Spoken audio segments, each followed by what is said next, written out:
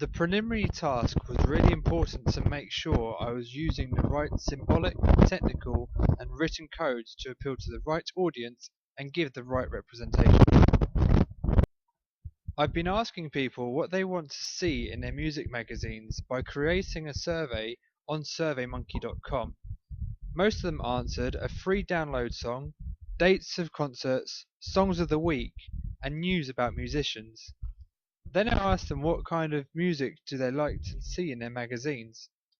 40% answered pop, reggae, and R&B, but almost 70% answered electro music. Finally, they said it would be able to spend between £2 and £3 on their magazine, even if more than half of them were precise in saying that they would only buy that they don't buy magazines anymore. They all rather go on the internet. Actually, they can have the same information on the internet for free. After all the answers, I was ready to start my magazine. After research in many magazines, the type of model was clear that every single detail has been put in for a reason. With this information, it made me think a lot more about how I wanted to model my magazine.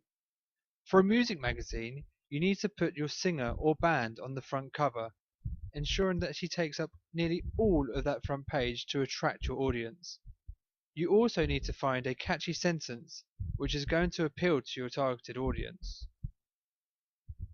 Moreover, your music magazine really needs to look and feel professional and perfect. If it looks childish, no one will take it seriously and they won't buy it. During preliminary tasks, it made me realize that my first magazine didn't look good and that I had a lot of things to improve on.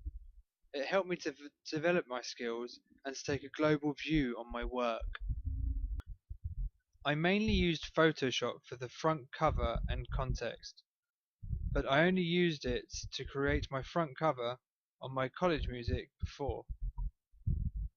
It was a similar story for IT design, as I'd never used it before and used it for doing my double page spread. But with practice, I've learnt how to use these two software packages and thus I've been able to create a music magazine.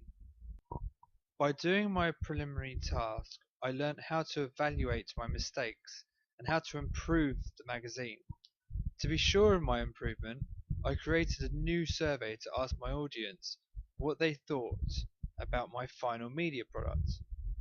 I asked them what type of music genre they thought it represented in the music mag. They all said electro. This confirmed what I'd done. Everyone thought it talked about electro, even if they'd only seen the front cover. All of them answered that the colours match the genre of music and that it really goes with the theme. Then I asked them if they do think that the content goes with the front cover and the genre of the magazine. The answers were a resounding 100% yes.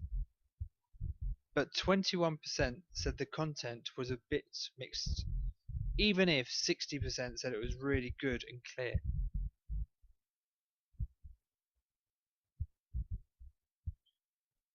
Finally, I asked if they liked the article's background, and 100% said yes. Thanks to this last survey, I realised people were really happy with the final product. To conclude, I think my first attempt had helped to create a really good quality final product.